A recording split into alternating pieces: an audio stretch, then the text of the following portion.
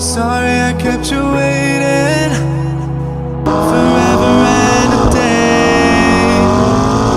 Now we're out here together with nothing standing in our way. Can you feel? After spending the day with the 650S, here are some of the things I hate about it. The exhaust note leaves something to be desired compared to its naturally aspirated competitors.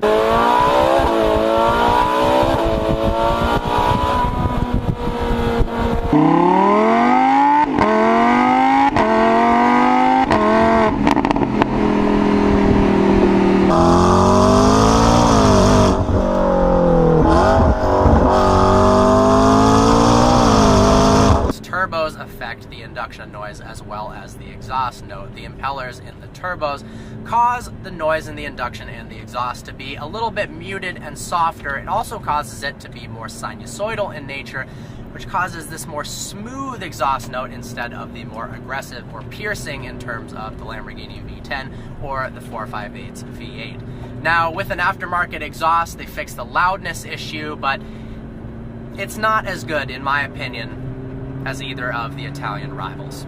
The interior ergonomics are terrible. You have to press the active button first before you can turn the transmission and the suspension settings.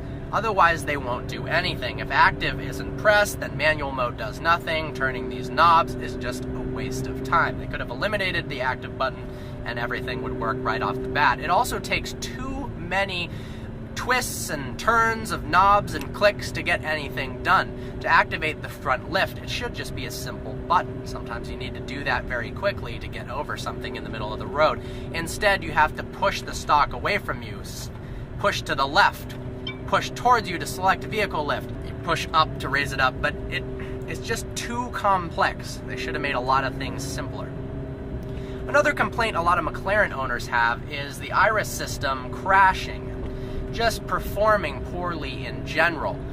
The refresh rate on the backup camera is terrible. In fact, the graphics in general for the backup camera are terrible as well. Some owners have said that while backing up, the iris system has actually crashed. And a few people have even reported that the graphics in the instrument cluster have turned completely upside down. So all their readings, temperature, trip, range is flipped completely upside down. Some people on the forums made a joke about thinking that it switched the language to Russian.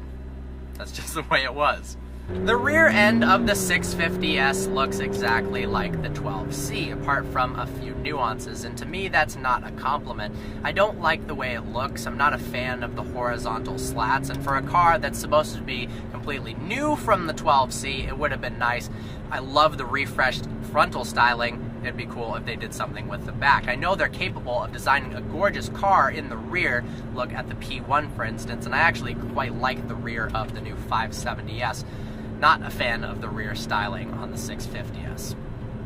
The interior of the 650S is a bit boring compared to its Italian counterparts. Yes, there's nice Alcantara and carbon fiber, but they didn't really do anything crazy with the design. Now, McLaren, it's usually more simplistic, but I think they could have done a lot more with the interior, especially some of the hexagonal design cues in the Huracan make it seem a step above the 650S, and especially with some of the ergonomic difficulties. This is a brilliant driver's car, but the interior, not a huge fan. Well, there you have it. The 650S is a brilliant car, but nothing's perfect, so there are some of the things I hate about it. I hope you found this video informative. Like always, please browse our channel and subscribe. Like us on Facebook, follow us on Instagram. Look forward to seeing you next video.